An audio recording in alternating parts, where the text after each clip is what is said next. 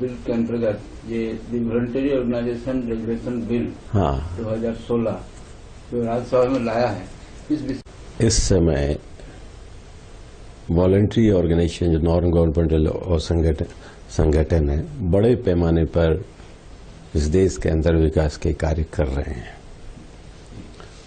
और उनके राज्य सरकारों से, केंद्र सरकारों से भी उनको मदद मिल रही है। उन दूसरे सोर्स से भी वो मदद लेते हैं। हमारे देश में बहुत से ऐसे ग्रुप हैं, बहुत से ऐसे सेक्शन हैं, समाज के हिस्से हैं, जिनमें सरकार के अलावा सरकार ने भी की भी नीतियां हैं, केंद्र में हो या राज्यों में है, कि अधिकतम लोगों तक पहुंचा जाए। सब जगह सरकारी संगठन, सरकारी संस्थाएं नहीं पहुंचा सकते हैं।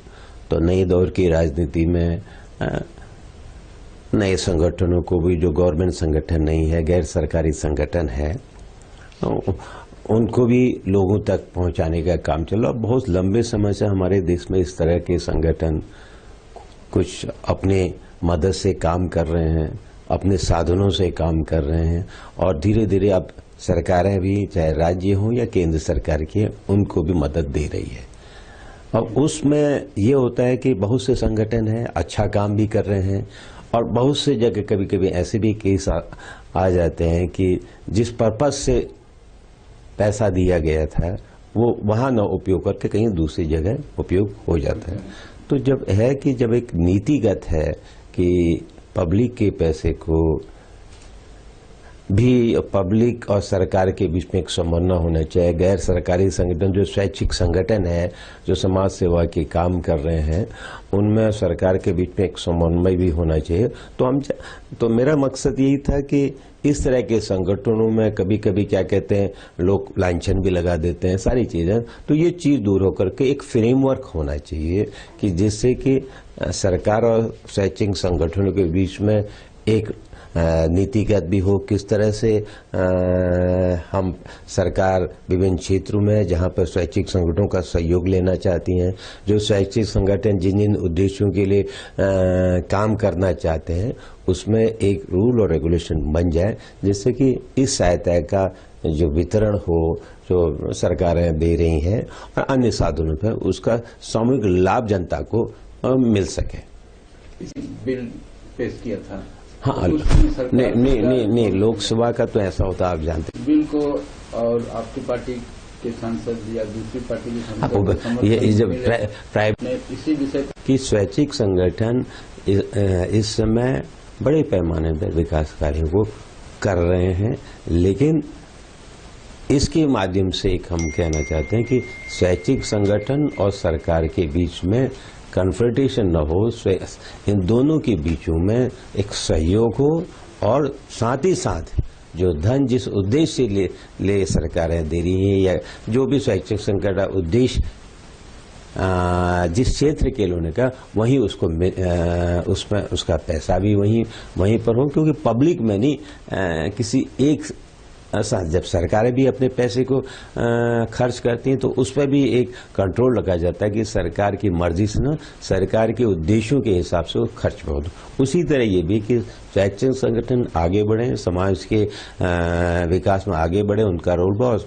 ज्यादातर स्वैच्छिक संगठनों की भूमिका आई है और हर क्षेत्र में आ रही है, और विशेषकर उन क्षेत्रों में जहाँ सरकार नहीं पहुंचा है, वंचित वर्गों के सवाल पर, एनवायरमेंट के सवाल पर है, जो समाज के असंगठित क्षेत्र के लोग हैं, उनके बीच में स्वास्थ्य और संगठन, बहुत अलग अलग सेक्टरों में स्वैच्छिक संगठन काम कर रहे हैं। तो मूल उद्देश्य है कि स्वैच्छिक संगठन और सरकार के बीच में एक पुल बने और उस पूरी मदद पर एक पब्लिक निगरानी रखी जाए।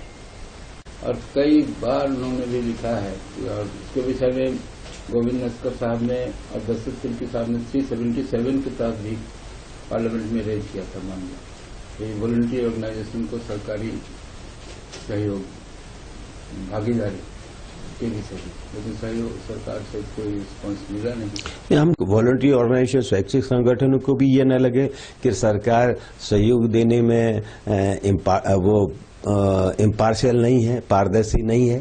तो ये एक मैकेनिज्म बनना चाहिए जो वॉलंटियर्स आगे आ रहे हैं, समाज सेवा में कार्य करना चाहते हैं, उन सबको सरकार का भी प्रोटेक्शन मिले, संरक्षण भी मिले।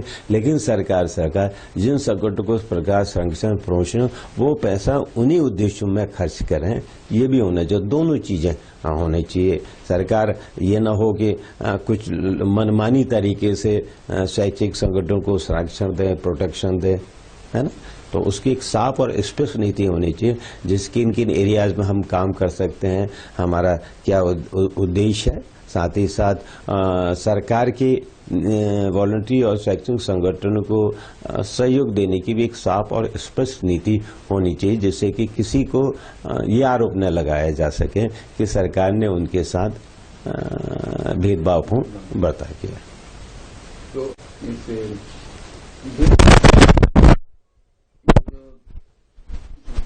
स्वेच्छासेवी संस्थाएं, वॉलंटरी ऑर्गेनाइजेशन, उनके कार्यकर्ताओं को सैलरी अपने अपने क्षेत्रों में जिन उद्देश्यों के लिए काम कर रहे हैं, अगर उसमें अलग अलग, अगर सरकारों के भी बहुत वॉलंटरी ऑर्गेनाइजेशन संगठनों विभिन्न क्षेत्रों में, चाहे शिक्षा के क्षेत्र में, स्वास्थ्य के क्षेत्र में है, कानूनी अधिकार के क्षेत्र में, उन प्रोजेक्टों में सरकारें मदद करती हैं, फाइनेंशियल मदद भी करती है। वो तो जो भी उनका प्रपोजल होगा उसके आधार पर सरकार मदद की। हमारे अंदर किसी वॉलंटरी ऑर्गेनाइजेशन को और सरकार के बीच दोनों तरह की पारदर्शिता बनी रहनी चाहिए। मैं जिस प्रोजेक्ट को लेकर हूं, कोई ये ना कह सके कि सरकार और वॉलंटरी में सरकार किसी एक खास को क्या कहते हैं मदद करे, तो एक नीति उसमें भी होनी चाहिए। राज्य जिला स्तर से लेकर राज्य स्तर, केंद्र स्तर, उनको मैकेनिज्म भी उनका बनाना चाहिए, संस्थाएं होनी चाहिए जो उन पर नजर वो भी रख सकते हैं, और जो उनको आर्थिक सहयोग सरकारों के द्वारा दिया जा रहा है, उसमें भी सरकारों की एक साफ और स्पष्ट नीति होनी चाहिए। ये उद्देश्य है। जैसे ये कृषि विकास, हाँ, और इनको 6,000 कार्यकर्ता को सैलरी ये लोग अपने ही बूते पर दे रहे हैं, तो अगर इनको सरकारी भागीदारी मिल जाए, सरकार तो अलग अलग क्षेत्रों में सरकार वॉलंटरी ऑर्गेनाइजेशनों के लिए खुली नीति सी है ना। तो वो तो उन संगठन स्वैच्छिक संगठन जिस क्षेत्र में काम कर रहे हैं, है ना, उस क्षेत्र के आधार पर वो अपना प्रोजेक्ट लाएंगे, हैं, उसी आधार पर सरकारें मदद भी करते हैं। हमारा उद्देश्य है कि विभिन्न स्वैच्छिक संगठन विभिन्न क्षेत्रों में, चाहे शिक्षा के क्षेत्र में कर रहा हूँ, स्वास्थ्य के क्षेत्र में कर रहा हूँ, पर्यावरण के क्षेत्र में, कानूनी शिक्षा में क्षेत्र में हो, जहाँ जहाँ भी इस तरह के हैं, तो इस तरह के संगठनों को, जो सरकार और संगठनों के बीच में एक जो संबंध बनने चाहिए, वो मधुर संबंध होने चाहिए, पारदर्शी संबंध होने चाहिए, नीति का संबंध होने चाहिए। तो ये तो सरलता तक पहुंचा रहे हैं, तो उस हिसाब से तो इनको सरकार के कार्यक्रमों नहीं, वो तो जो मिलेगी सरकार के इसमें स्वास्थ्य के क्षेत्र में आर्थिक मदद देती है। तो यह है कि वो जो मदद है, सरकार का सहयोग है, शैक्षिक संगठनों के बीच में नीति के आधार पर उनको मदद दी जानी चाहिए, साफ और पारदर्शी बननी चाहिए। तो वो तो वॉलंटरी ऑर्गेनाइजेशन पर निर्भर करता है कि वो किस क्षेत्र में काम कर रहा है, उसका क्या प्रोजेक्ट है। लेकिन हमारा काम है कि ये जो उनका रजिस्ट्रेशन से लेकर उनके उसमें एक नीतिगत नियमानुकूल वॉलंटरी ऑर्गेनाइजेशन बनना चाहिए। ये नहीं कि हमने शैक्षिक संगठन बना दिया, उनका पता ही न चले कितने, ये सारी ऐसी भी चीजें, अच्छे भी काम करने वाले शैक्षिक संगठन हैं, तो इनको भी कहीं न कहीं जहाँ पब्लिक मनी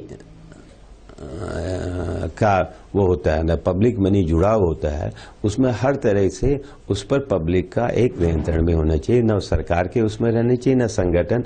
तो इस पब्लिक मनी की अकाउंटेबिलिटी तो होनी, जैसे सरकार की अकाउंटेबिलिटी है वैसे शैक्षिक संगठन की भी अकाउंटेबिलिटी है। सरकार को भी सारे शैक्षिक संगठन जो काम कर रहे हैं उनके प्रति एक दृष्टिकोण अपनाना चाहिए। जैसे इंदिरा गांधी जी ने पत्र लिखा था, और 20 सूत्री कार्यक्रम ना देखो, मैं कह रहा हूँ एक संगठन का सरकार की नीतियों के आधार पर सरकार को आएगा, सरकार को उस अनुरूप उनको मदद देनी चाहिए।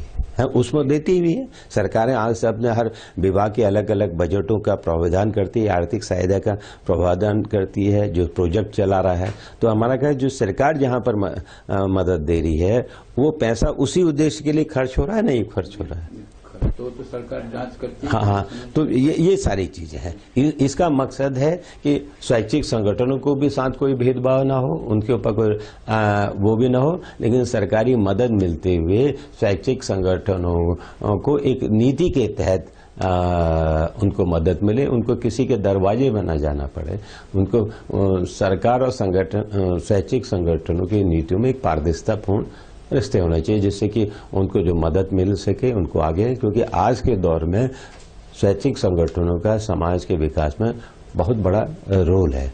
बहुत से ऐसे क्षेत्र हैं जहां सरकारें नहीं पहुंच पा रही, वहां स्वैच्छिक संगठन जा रहे हैं, तो उनका भी एक बहुत लार्जर इंटरेस्ट में विकास का अच्छा काम कर रहे हैं। तो उन्हीं के इंटरेस्ट को देखने के लिए, उनको संरक्षण देने के लिए इस बिल का उद्देश्य है। हमारे साथ बातचीत करने के लिए धन्यवाद। धन्यवाद।